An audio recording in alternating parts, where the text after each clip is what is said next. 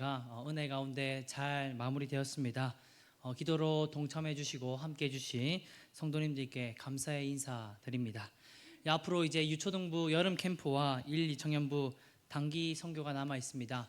위에서도 계속해서 기도해 주시면 감사하겠습니다. 말씀을 전하겠습니다. 오늘 말씀은 마른 뼈가 살아나리라 라는 제목으로 말씀을 살펴보고자 합니다. 혹시 여러분들은 죽음에 대한 두려움을 겪어본 적이 있습니까? 사람이라면 모두 겪게 되는 것이 죽음입니다. 인간이라면 누구나 한 번쯤은 죽음에 대한 두려움을 겪게 됩니다. 저도 죽음에 대한 두려움을 겪게 된 일이 있었습니다. 보기엔 덩치가 크고 운동신경이 좋아 보이지만 한 가지 못하는 게 있습니다. 저는 수영을 못합니다. 물에 대한 트라우마가 있습니다. 청소년 때 친구들과 계곡에서 놀다가 죽을 뻔한 그런 경험이 있습니다. 안전하다고 생각되었던 높이였는데 발을 잘못 디뎌서 이 움푹 파여 있던 곳에 이렇게 발을 헛디디면서 이렇게 물에 깔아앉았던 그런 경험이 있습니다. 그러면서 이게 트라우마가 생겼던 그런 기억이 있습니다. 지금은 조금 많이 나아졌지만 그 청소년 당시에는 그게 너무나도 두려워서 물에 들어가는 것도 힘들었던, 그러면서 이 죽음에 대한 두려움도 순간적으로 경험했던 그런 그 기억이 있습니다. 주변에 있던 그 친구들은 제가 단지 물속에서 헤엄치는 걸로만 착각해서 당장에 도움을 주지 않았습니다. 그렇게 심장이 덜컥 내려앉을 쯤에야 물속에서 건짐받았던 그런 아찔한 경험이 있었을 때, 그때 잠시나마 죽음에 대한 두려움을 하게 되었습니다. 물에 잠겨있던 그 순간에 아무것도 보이지 않았고 아무리 불러봐도 나를 봐주지 않는 무서운 순간이었습니다. 그 고통의 순간을 말로 표현하기는 어렵지 싶습니다. 죽음에 대한 공포라는 것이 무엇인지 알게 되었던 그런 순간이었습니다. 우리의 심령이 죽음을 겪게 되면 이런 상태일 겁니다. 우리 성도에게 있어서 가장 절망적인 순간이 어떤 때이겠습니까? 하나님께서 완전히 나를 버리진 않았을까? 그런 의심이 들기 시작할 때, 신앙적으로 침체될 때 성도는 주저앉고 맙니다. 신앙적으로 큰 시험을 겪으며 두려움을 느끼게 됩니다. 죄라는 것이 우리의 삶을 덮을 때 하나님께서 나를 버리신 건 아닌가 의심하게 되고 두려움이 엄습하게 됩니다. 오늘 본문에 나오는 이스라엘 백성들도 바벨론의 포로로 잡혀가 자신들의 미래가 끝났다 이렇게 여겼습니다. 백성들의 심령은 메말라 있었고 이스라엘 공동체는 흩어지고 있었으며 예루살렘 성전은 무너져 내려갔습니다. 그런데 하나님은 그 순간에도 에스겔을 통해 일하고 계셨습니다. 마른 뼈가 가득한 골짜기로 에스겔을 데리고 갑니다. 죽어가는 백성들의 환상을 보여주며 놀라운 비전을 보여줍니다. 죽은 뼈들이 다시 살아나는 환상입니다. 오늘 에스겔을 향한 이 환상을 통해 세 가지 대지로 말씀을 살펴보기 원합니다. 첫 번째는 하나님은 현실을 보게 하십니다. 다 같이 한번 또 따라 읽어보겠습니다. 하나님은 현실을 보게 하십니다. 하나님께서는 오늘 에스겔에게 절망 가운데 있는 이스라엘 백성들을 보게 하십니다. 에스겔을 골짜기로 인도하시고 마른 뼈들 사이를 걷게 하십니다. 2절 말씀에 이렇게 말씀합니다. 제가 읽어드리겠습니다. 여호와께서 나를 그 뼈방으로 지나가게 하시기로 본즉 그 골짜기 지면에 뼈가 심이 많고 아주 말랐더라. 이 뼈들이 심이 많고 아주 말랐다고 표현합니다. 생기가 전혀 없는 절망적인 상태입니다. 하나님께서 에스겔에게 이러한 환상을 보여주신 이유는 포로로 잡혀가 있는 이스라엘 상태를 보여주기 위함이었습니다. 그 당시 남유다 백성들은 바벨론에 의해 멸망당하고 포로로 끌려갔습니다. 남유다의 예루살렘 성전은 불타 없어졌고 하나님의 임재가 떠났다는 상실감에 빠져 있는 상황이었습니다. 포로로 끌려간 백성들은 자신들의 미래와 민족의 운명까지 절망적인 위기에 놓여 있다고 생각했습니다. 그래서 오늘 본문 앞에 나오는 11절 말씀에는 이렇게까지 표현합니다. 11절 말씀입니다. 제가 읽어드리겠습니다.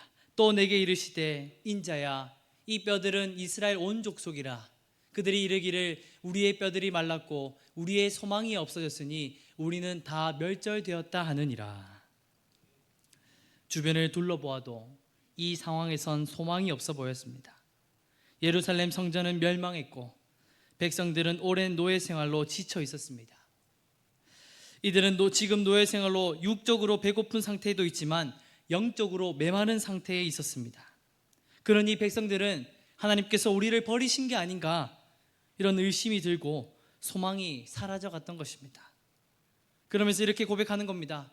우리의 뼈들이 말랐고 우리의 소망이 없어졌으며 우리는 다 멸절되었도다. 이렇게 부르짖고 있는 겁니다. 하나님은 그런 타락한 백성들을 보시며 에스겔에게 환상을 보여주십니다. 아주 처참한 현실을 보여주고 있는 것입니다. 에스겔아, 주변 백성들을 보아라. 지금 너희들의 상태가 마른 뼈와 같다. 하나님께서 이런 현실을 보여주는 이유가 무엇이겠습니까? 영적으로 어두운 현실을 보아라는 것입니다. 남유다 백성들이 멸망하게 된 현실을 보아라는 것입니다. 이들은 우상 숭배로 하나님을 배신했었고 하나님께 예배를 드리는 척 고백하지만 삶에선 전혀 하나님을 경외하지 않았습니다. 이런 백성들을 보시며 탄식하시고 현실을 보라. 지금 백성들의 상태를 보아라. 마른 뼈와도 같다. 이렇게 말씀하고 계시는 겁니다.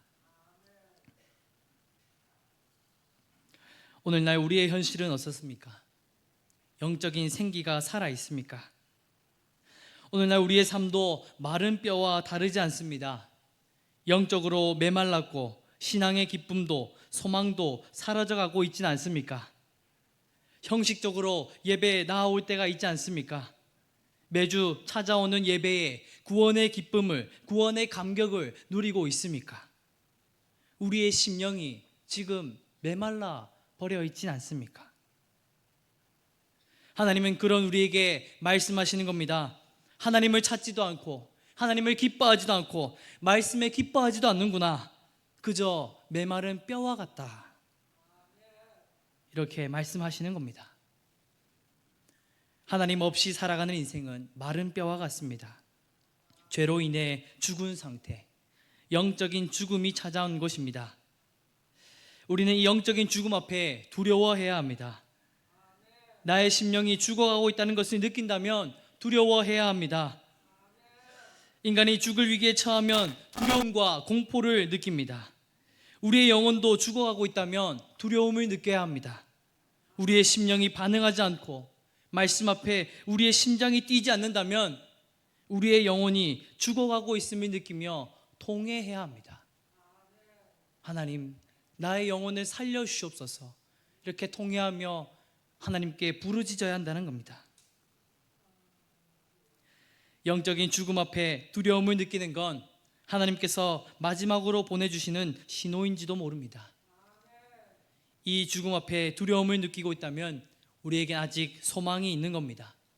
하나님의 말씀을 통해 회복될 수 있습니다. 하나님은 현실을 보여주며 우리에게 깨달음을 주고 계시는 겁니다.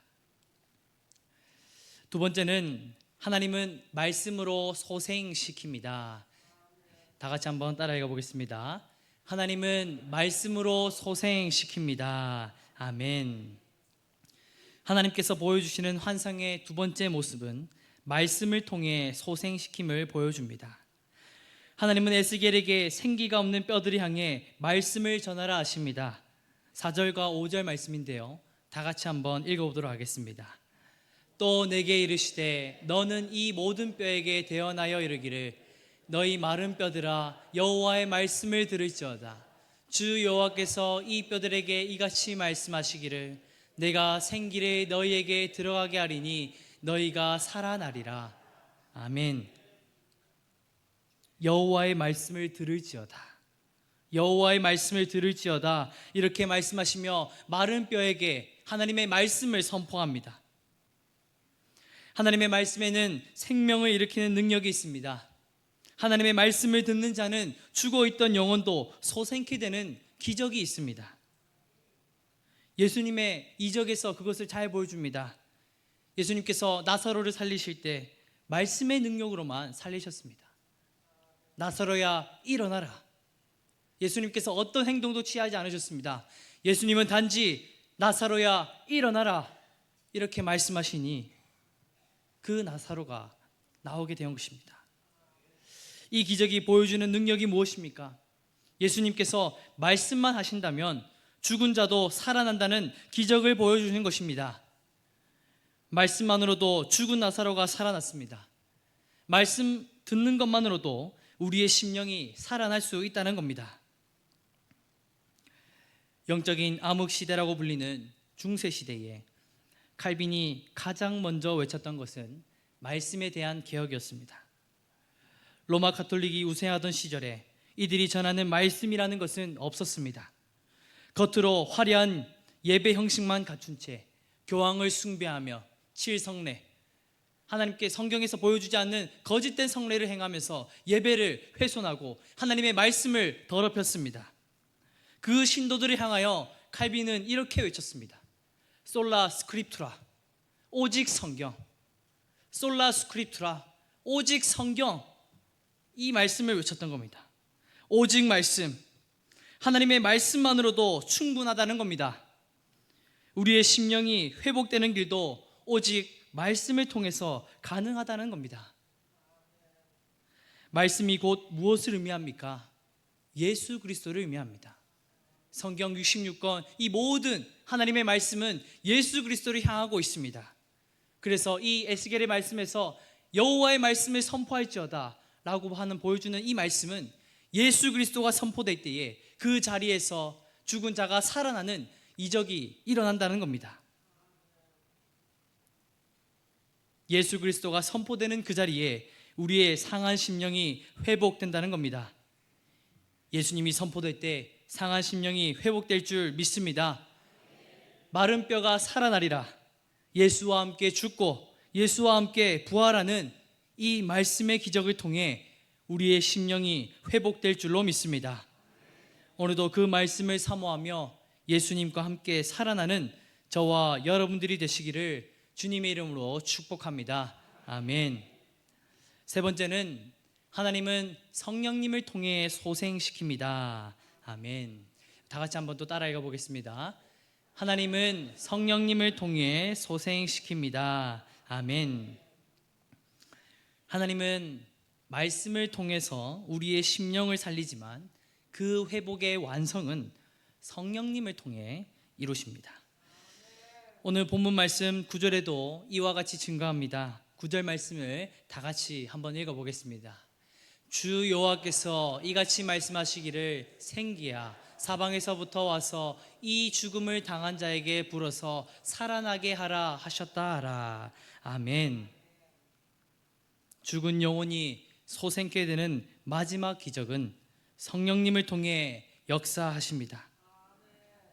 죽은 영혼이 소생케 되는 기적은 하나님의 창조 사역에서도 잘 보여주었습니다. 하나님께서 사람을 창조하실 때에 코에 생기를 불어넣었다고 말씀하셨습니다. 창세기 2장 7절 말씀인데요, 제가 말씀을 읽어드리겠습니다. 여호와 하나님이 땅의 흙으로 사람을 지으시고 생기를 그 코에 불어넣으시니 사람이 생명이 되니라. 아멘. 성경에선 이 생기라는 단어, 하나님의 영, 하나님의 숨을 의미합니다. 원어로 이야기하면 한 번쯤은 들어보셨을 단어로 루아흐라고 부릅니다. 이 루아흐라는 단어가 바로 성령님을 나타낼 때 사용되는 단어입니다. 하나님은 사람을 지으실 때 이 생기, 곧 성령님을 우리 안에 불어넣으셨던 겁니다. 아무런 호흡을 하지 못하던 인간이 하나님의 숨, 하나님의 생기를 불어넣어 주시니 살아났던 겁니다. 그런데 우리의 죄악됨이 이 하나님의 생기를 뱉어냅니다. 성령님을 호흡해야 하지만 우리는 죄를 호흡하고 있고 죄악의 숨을 마시기에 우리 안에 있는 이 생기가 뱉어져 나가는 겁니다. 우리가 날마다 성령님을 사모해야 하는 이유가 그렇습니다. 성령님이 우리 안에 충만하길 기도해야 하는 이유도 그렇습니다. 하나님의 생기, 성령님을 호흡하지 못한다면 우리의 영혼은 죽기 때문입니다. 제가 지난 교회에 있을 때 참 마음이 아팠던 기억이 하나 있습니다. 새벽 기도를 열심히 나오며 늘 같은 자리에서 기도하던 한 권사님이 계셨습니다. 그 권사님이 어느 날 기도를 하시면서 펑펑 울고 계셨습니다. 권사님, 왜 그렇게 울고 계십니까? 기도가 끝나고 나서 이렇게 여쭈어보니 그 권사님이 하시는 말씀이 남편이 위암 4기 판정을 받았습니다. 이렇게 얘기를 하던 겁니다.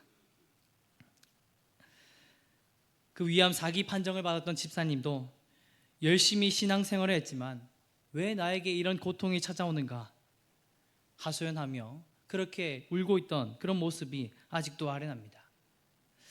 그 집사님은 마지막 항암 치료를 받으며 살 수 있을 것이라 소망을 가지면서 그 마지막 항암 치료를 받으러 갔던 그날에 하나님께서 집사님을 부르셨습니다. 그 장례식에서 권사님의 모습이 그랬습니다. 생기가 없어 보였습니다. 영혼이 나간 것처럼 힘이 없어 보였습니다. 그런데 이 권사님이 한 가지는 절대 놓치지 않던 것이 있습니다. 바로 영혼의 호흡인 기도를 놓치지 않았습니다. 밤낮으로 늘 같은 자리에서 앉아서 하소연하며 눈물을 흘리던 그 권사님의 기도를 아직 잊을 수가 없습니다. 그 권사님이 회복되기 시작한 것은 남편 되시는 집사님의 기도가 응답받았을 때부터였습니다. 집사님의 유언이자 마지막 소원은 자녀들이 교회에 나가는 것이었습니다. 예수님을 영접하는 것이 가장 큰 소원이었습니다. 그래서 집사님은 비록 소천에서 자녀들이 교회에 나가는 것을 보지 못했지만 권사님은 하나님께서 일하고 계시는구나, 자녀들이 다시금 교회에 나오고 하나님께 나와서 예배를 드리는 것, 이것을 보게 되니 권사님도 회복되기 시작하더라는 겁니다. 우리의 삶 가운데서도 힘들고 슬픈 일이 찾아올 수 있습니다. 삶의 소망이 사라져가고 우리의 신앙이 무너져 갈 때, 그럼에도 우리가 놓치지 말아야 할 것은 바로 기도입니다. 영혼의 호흡인 이 기도를 통해 성령님께서 우리의 심령을 회복시켜 주신다는 겁니다. 우리가 평상시에서도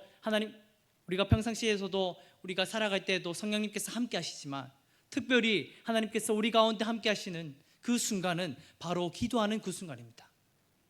영혼의 호흡이 일어나는 그 기도하는 순간에 성령님께서 우리와 함께 하시고 우리의 상한 심령을 회복시키시고 우리를 일으켜 세워주신다는 겁니다. 오늘 말씀이 전하고 있는 마른 뼈가 살아나리라 라고 하는 그 말씀처럼 생기야 불어나서 그 마른 뼈에게 나아가라 하는 그 말씀처럼 우리의 상한 심령으로 우리가 도저히 그 절망 가운데 놓여 있을 때에 하나님께 기도를 올려드린다면 성령 하나님께서 우리 가운데 역사하여 주셔서 우리의 상한 심령이 회복된다라는 것입니다. 성령님께서 함께 하신다면 우리의 죽은 영혼도 다시 살아나게 될 줄로 믿습니다. 다음 세대를 향한 우리의 기도 제목도 그렇습니다. 성령님의 도우심을 구해야 합니다. 청소년 사역을 하면서 아이들의 많은 모습들을 보게 됩니다. 물론 즐거울 모습을 볼 때가 많지만 가장 안타까운 모습은 그 생기가 없는 모습을 볼 때가 많습니다. 저희 교회 이야기는 아니지만 제가 지난 교회에 있었을 때에 이 아이들이 왜 이렇게 생기가 없나 이렇게 하면서 대화를 나누면서 물어보았습니다. 그래서 평상시에 어떻게 하고 지내길래 힘이 없는가 이렇게 물어보니 요즘 아이들의 일과는 학교 다닐 때에 학교 마치고 집에 돌아가는 것이 아니라 학원에 가서 집에 돌아오면 10시, 11시 이때까지 공부를 하고 집에 돌아간다는 겁니다. 그래서 또 집에 들어가서 자기는 또 쉼을 누리고 싶으니 밤늦게까지 휴대폰을 하면서 그렇게 살아가니 삶이 피폐해지고 또 그렇게 힘이 없어지고 생기가 없어져 가고 있다는 겁니다. 또 대학생들도 마찬가지입니다. 입시를 앞두고 있는 청소년도 그렇고 입시 스트레스를 받고 또 취업 걱정으로 인해서 도저히 이 대기업과 또는 지금 뭐 중견기업에도 나아갈 수 없는 그런 현실 때문에 이 취업으로 인해서 너무나도 힘든 현실에 숨통이 막힌다고 그렇게 고백했던 이야기를 들어본 적이 있습니다. 그들의 삶을 보니 삶의 의지가 없어 보이고 열정도 사라진 채 미래에 대한 소망을 가지지 못하는 그런 안타까운 모습들을 종종 보게 됩니다. 이런 아이들을 볼 때마다 간절히 기도하는 것이 있습니다. 하나님, 성령님의 도우심이 필요합니다. 아이들의 마음을 만져주시고 죽어가는 영혼을 살려주옵소서. 아이들에게 꿈과 비전을 주시고 성령의 새바람으로 일으켜 주옵소서. 이렇게 간절히 기도합니다. 우리의 다음 세대의 자녀들에게 성령님의 역사하심이 필요한 때입니다. 예수님을 영접하고 성령의 충만함으로 살아갈 수 있도록 죽어가는 영혼 성령님의 생기로 소생케 해달라고 우리가 날마다 기도해야 합니다. 아직 여름 사역이 많이 남아 있습니다. 유초등부와 단기 선교 그 가운데서도 성령님께서 함께 해주실 줄 믿습니다. 우리 다음 세대의 자녀들이 그리고 우리 모든 성도님들이 성령의 충만함으로 살아갈 때 영혼이 소생케 되는 역사가 일어나게 될 것입니다. 성령님의 도우심을 구하며 성령 충만함으로 살아가는 저와 여러분들이 되시길 주님의 이름으로 축복합니다. 아멘. 말씀을 정리하겠습니다. 하나님은 에스겔을 통해 환상을 보여주셨습니다. 백성들의 현실을 보여주셨고 그 현실 가운데서 말씀을 통해 회복됨을 주셨고 성령님을 통해 영혼이 회복되는 것을 보여주셨습니다. 오늘 우리 가운데서도 그 회복이 일어나길 소망합니다. 혹시 지금 내가 영적으로 무너져 있다면, 영적으로 침체되어 있고 그렇게 삶에 소망이 없고 힘이 없다면, 생기가 없다면 하나님께 간절히 구하시기 바랍니다. 지금 내가 영적인 죽음을 겪고 두려움에 빠져 있다면 성령님을 사모하시기 바랍니다. 하나님, 우리의 영혼을 살려주시옵소서. 성령님, 우리와 함께 하셔서 우리의 영혼을 살려주시옵소서. 이렇게 간절히 기도할 때에 하나님께서 우리를 보시고 마른 뼈야 살아나라 하는 그 기적의 말씀을 우리에게 들려주실 것입니다. 우리의 상한 심령, 죽은 영혼 하나님께서 회복시켜 주실 줄 믿습니다. 우리 안에 성령의 새바람이 불어와 다시금 소생케 되는 저와 여러분들이 되시기를 주님의 이름으로 축복합니다. 아멘. 자, 기도하겠습니다. 은혜와